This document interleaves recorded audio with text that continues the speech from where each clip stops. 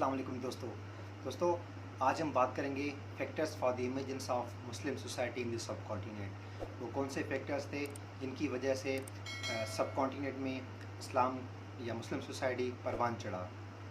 जो revolutionary factors थे जिनकी वजह से इंडो मुस्लिम सिविलाइजेशन बरसगीर में परवान चढ़ी। तो सबसे जो पहली चीज़ थी वो असिमिलेटिव स्ट्रेटजी ऑफ द मुस्लिम्स, या ऐसे कहें कि असिमिलेटिव स्ट्रेटजी ऑफ इस्लाम। होता ये था कि उस टाइम पे जब बरसगीर में हिंदुज़म अपने परवान पर थी, हिंदुज़म जो मज़हब था वो दूसरे मज़हबों को एब्जॉर्ब करता जा रहा था। उसमें जैनिज़म भी आ रहा था और बुद्धिज़्म भी एक बहुत बड़ा फैक्टर था। ये इन रिलीजन्स को आहिस्ता आहिस्ता हिंदुज़म एब्जॉर्ब कर रहा था, और जो भी हिंदुस्तान में जो भी मज़हब था, जो उसकी सोशल पर्सपेक्टिव से, इकोनॉमिकल पर्सपेक्टिव से, हर पर्सपेक्टिव से वो रिलीजन हिंदुज़म सबको एब्जॉर्ब कर रहा था। हिंदुज़म हर मज़हब के सोशल, पॉलिटिकल, कल्चरल सब वैल्यूज़ को आहिस्ता आहिस्ता एब्जॉर्ब कर रहा था, और कोई भी रिलीजन वहाँ पे मतलब अपनी बेसिक पे खड़ा नहीं हो पा रहा था। लेकिन जब इस्लाम सब कॉन्टिनेंट में आया तो इस्लाम ने इस चीज़ को रोका। इस्लाम ने और मुसलमानों ने इस चीज़ को आगे बढ़ने नहीं दिया, क्योंकि इस्लाम अगर हिंदुज़म में या किसी और रिलीजन में एब्जॉर्ब हो जाता तो शायद आज इस्लाम कमज़ोर पड़ जाता। तो वहाँ पे जो इस्लाम ने किया कि वो ये किया कि इस्लाम को मुसलमान के फैथ्स को और बिलीव्स को कमज़ोर नहीं पड़ने दिया, और उसको स्ट्रॉन्ग रखा। उसके चलते चलते हुआ ये कि इस्लाम ने एक विज़न ऑफ लाइफ दिया, जिससे इंसान को मतलब अपना विज़न पता चला लाइफ का कि आगे करना क्या है। उसके बाद हुआ ये कि मुसलमान इंटरमिंगल नहीं हुए, मतलब वो इस्लाम को एब्जॉर्ब नहीं करने देते किसी भी मज़हब को। तो ये बहुत बड़ी सलाहियत थी इस्लाम के आने की, और इस्लाम ने इस चीज़ को साबित किया कि इस्लाम वो मज़हब नहीं जो किसी और मज़हब में एब्जॉर्ब हो जाए। उस सोसाइटी में जहाँ people used to believe so many gods, और we can say that they were the polytheist. हम ऐसा कह सकते हैं कि वहाँ पे बहुत हिंदू थे वो बहुत सारे खुदाओं को मानते थे, जिसे हम पॉलीथीइस्ट कहते हैं। इस्लाम के आने के बाद उस सोसाइटी में जो पहले से ही बहुत सारे खुदाओं को मानती थी, क्योंकि हिंदू बहुत सारे खुदाओं को मानते थे, दे वर द पॉलीथीइस्ट। तो वहाँ पे इस्लाम ने आके चीज़ों को नए पर्सपेक्टिव से समझने की सलाहियत दी। और जो हिंदू थे वो बहुत खुदाओं को मानने वाले, लेकिन Muslims were the monotheist. They used to believe that there is only a single God, and still we believe that there is only one God. तो ये मुसलमानों का कॉन्सेप्ट था और मुसलमानों का बिलीफ भी यही था। उसके बाद जो हिंदुज़म था वो बहुत कास्ट सिस्टम में डिवाइडेड था। हिंदुज़म में division of societies into class था। ऐसा हुआ करता था कि जो भी हिंदुज़म में मतलब क्लासेस बने हुए होते थे। एक था ब्राह्मण, दूसरे वैश्य, क्षत्रिय और शूद्र।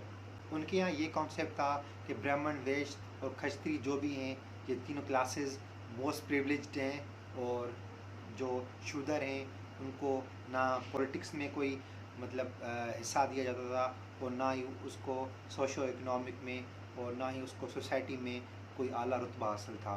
तो ये हिंदुज़म में ये डिवीज़न ऑफ क्लासेस बहुत आम थी।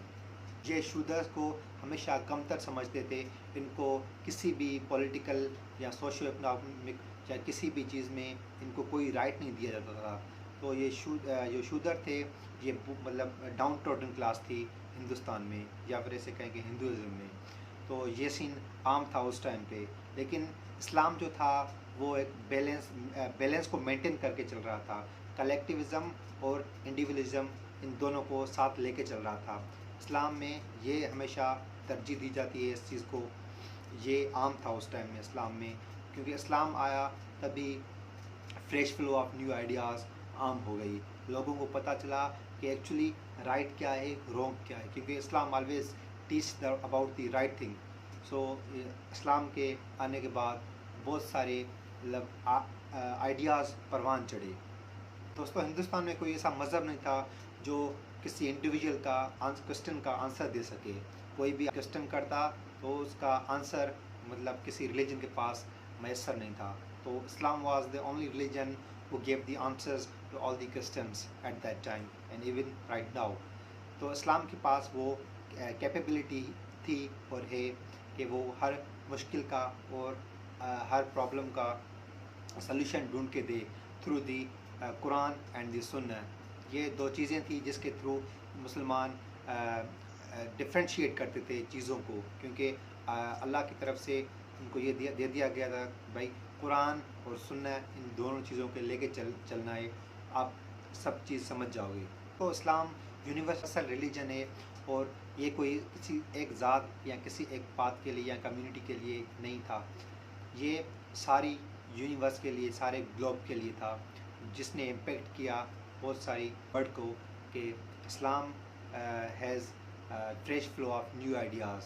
इस्लाम के आने के बाद उन लोगों को बहुत सहारा मिला जो डाउन ट्रॉडन थे हिंदुस्तान में, क्योंकि वहाँ पर तो कास्ट सिस्टम था, जो सोसाइटीज़ थी वो डिवाइडेड थी क्लासेस में, कास्टेज में। दोस्तों, हिंदुस्तान में एक ऐसे मज़हब की ज़रूरत थी जो चीज़ों को सही तरीके से इंटरप्रेट करे और लोगों को बताए।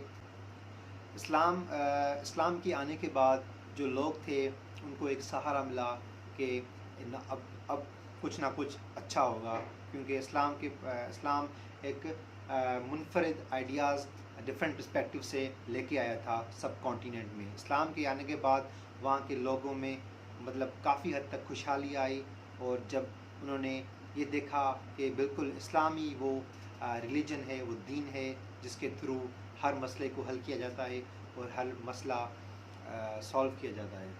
इस्लाम के थ्रू आवाज़ बुलंद हुई उन लोगों की जो डाउन ट्रोडन थे, क्लास सिस्टम में डिवाइडेड थे हिंदुस्तान में, जो शूदर थे या जो भी थे, उनको मतलब एक सहारा मिला कि एक रिलीजन है जिसके थ्रू हम अपनी आवाज़ बुलंद कर सकते हैं, हम अपने राइट्स के बारे में बात कर सकते हैं, हम अपने जो बेसिक नीड्स हैं उनके बारे में बात कर सकते हैं। दोस्तों, आज तक का हमारा वीडियो था जो यहाँ पे मुकम्मल होता है। उम्मीद करता हूँ आज की वीडियो आपको अच्छी लगी होगी। अगर आपको ये वीडियो अच्छी लगी है तो सब्सक्राइब करें और बेल आइकन को दबाएं ताकि हमारी आने वाली वीडियोस आप तक पहुँच सकें, और डू सपोर्ट, सब्सक्राइब करें वीडियो को। Thank you so much.